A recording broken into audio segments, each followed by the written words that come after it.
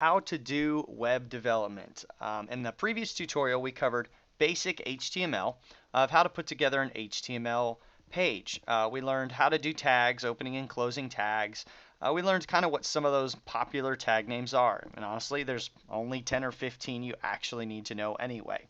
So hopefully by now you've taken that course and you're comfortable with kind of writing out basic HTML tags. This should look decently familiar to you. If not, go back through the last video and get comfortable. I promise it won't take very long. There's only a few tags you have to learn.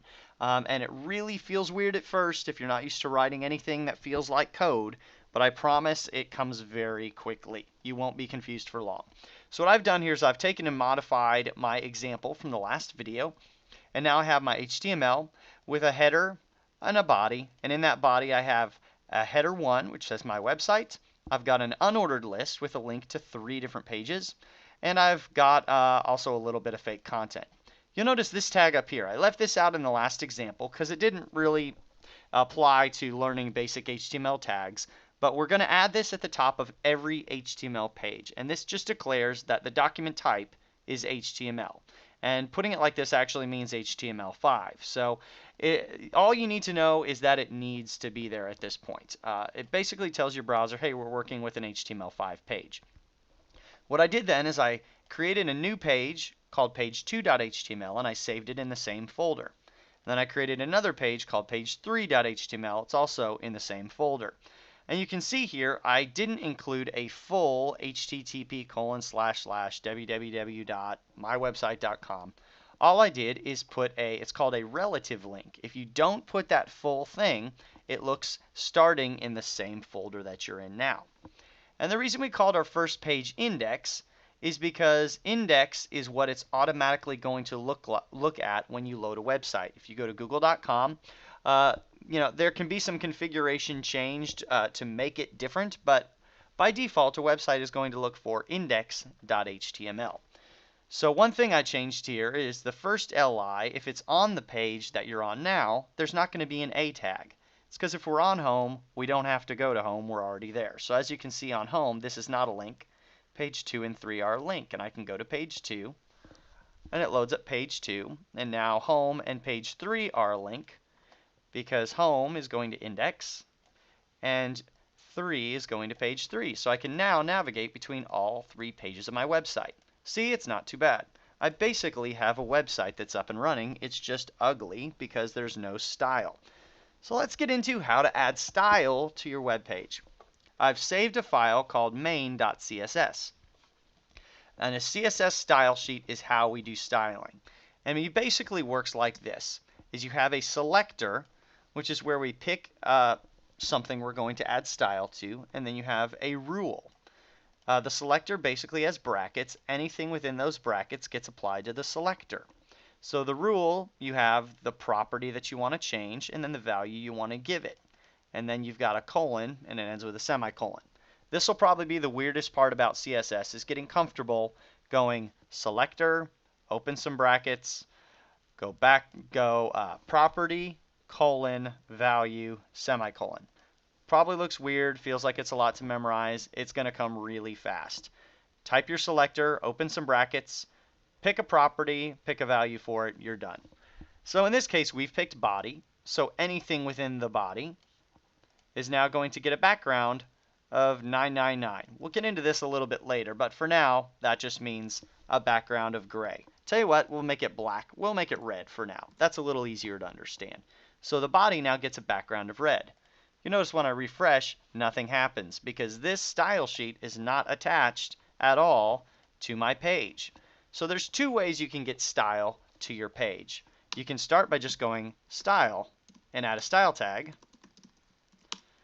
And we'll make sure we add this attribute, type equals text/CSS, because we're doing CSS style.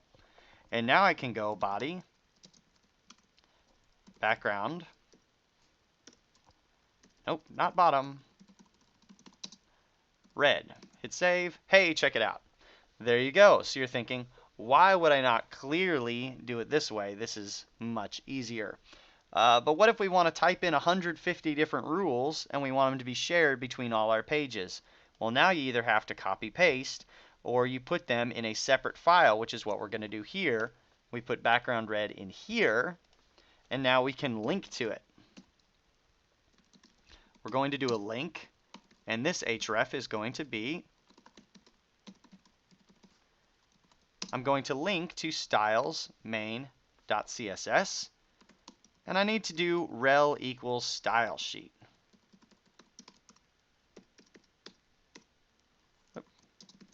And basically what that tells it is, I'm giving you a link to a style sheet. And we can also add type equals text/CSS. Most new browsers don't need that, but some old browsers are going to. So now what we've done is we've added this link, and now all I have to do is add this link to each page, and each page is now going to get all the styles that I put in main.css. So now you see as I navigate, every page background is hideous red. I'm going to change that to a slightly more pleasant color, 999, which is kind of a grayish color. And so now we can add some more styles. Let's say we want to make our headers a better font. Actually, let's make the whole body a different font. Font family. Arial. There we go. That's a little bit cleaner looking. Now the font family is Arial. Now CSS is where you get into a decent bit more memorization. There's only about 10 or 15 HTML tags you use. There's a lot of CSS properties that you can adjust because, as you can imagine, every ounce of style that the whole page has is coming from these CSS properties. So it's just going to take you a little while. You'll want to start off with some things that are more comfortable and work your way up. It's not an endless black box. There's an end to it. It probably will only take you a few weeks, and then all of a sudden you realize, wow, there are no more CSS properties that I don't know. It's just a long few weeks of learning. So definitely give yourselves a little bit of time, have patience, and it will come very quickly. But at first you're going to feel like you're just completely drowning in the ability to not do anything that you want it to do. We're going to show you a little bit more about selectors here real quick. So here's I've shown you how to grab things by tag name. That's what we did here. We just created a tag name, body. Usually you don't do that too often. You'll do it for body. You'll do it for H1. So I'll go H1. I'm going to go color. And this will be like a 333 color. And now you notice my H1 got just a little bit lighter. Let's change that a little bit more to 666. All the Mark of the Beast jokes. Yep, coming out. Basically, if you go all the way to 000, you're at black. If you go all the way up to 999, you're at a gray. And anything in between is kind of, well, in between. So I'm going to make that 555. But I also want this to apply to any H2s. So I'm going to do H1, comma H2. And now you'll notice my H2 also has a gray color.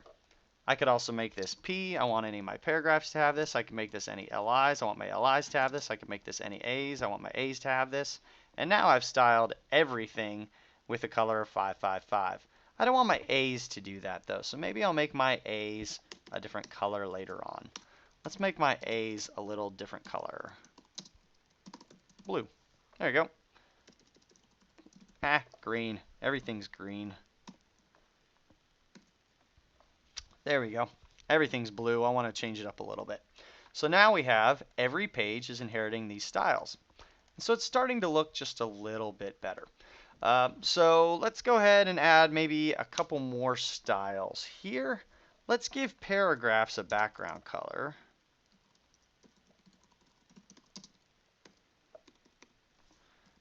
And let's make our paragraphs color white. Yeah, that's feeling nice. I'm going to go ahead and take P out of this because I don't want to target my P's anymore. And so now we want to add just a little bit of padding to it. See how this is like completely cramped? We want that paragraph to have a little bit more padding. So that's called padding. And here you get to define, let's say 5 pixels. So now you've noticed it put 5 pixel padding on all sides. Let's make it a little bit more. 10 pixel padding. There we go. And say you just want it to be on the top and the bottom. What you can actually do is if you do one value, it gets applied to all sides. If you do 2 values, then it goes top, bottom, left, right.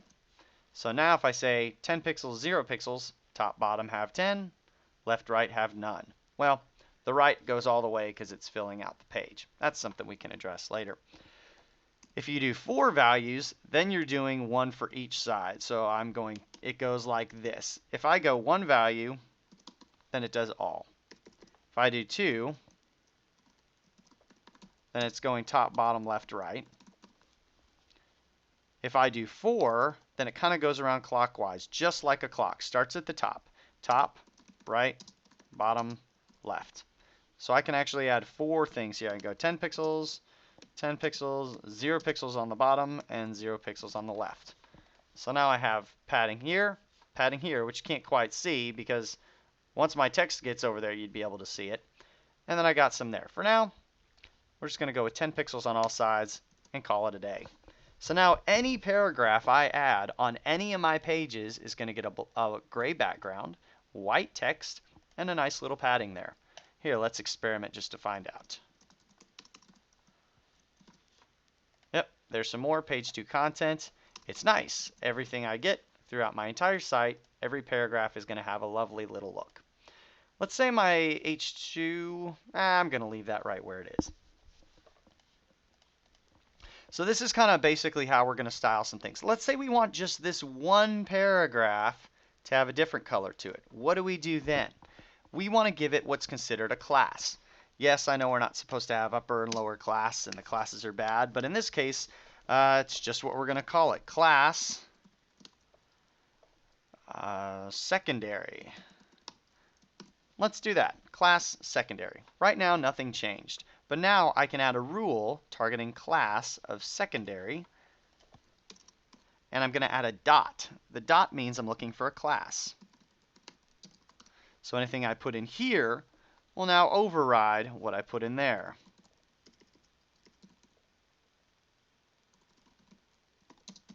I'm going to go background none. And this color is going to be, let's make this a little bit of a more grayed out color. Let's see if that happens. 555. There we go. Let's actually make it even more grayed out. 777. There we go. So now we have any paragraph gets this, and anything with a class secondary gets that. And because we specified a class is now more specific. If you'll notice, even if I put secondary before, usually what happens, by the way, with CSS rules is what comes after is going to override it.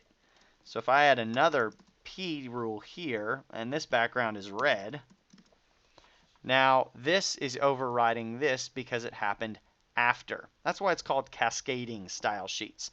It kind of cascades. It can get defined up here, but you can override it as you move on. So what we've done, though, is you'll notice class does not get overridden because class is considered more specific. It's an issue of specificity. So now secondaries get no background and they get a color of 777.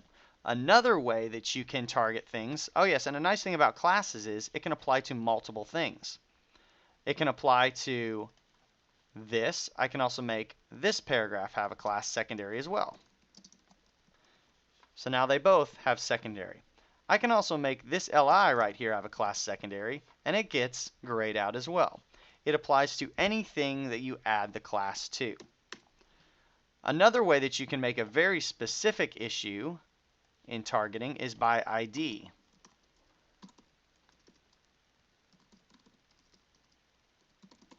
ID equals special. The difference between ID and class is you can only have one ID per page. So I can only have one thing that's called special on the page. I cannot create two things with an ID of special. You're breaking the rules. So I can say secondary has that. I'm going to copy and paste here.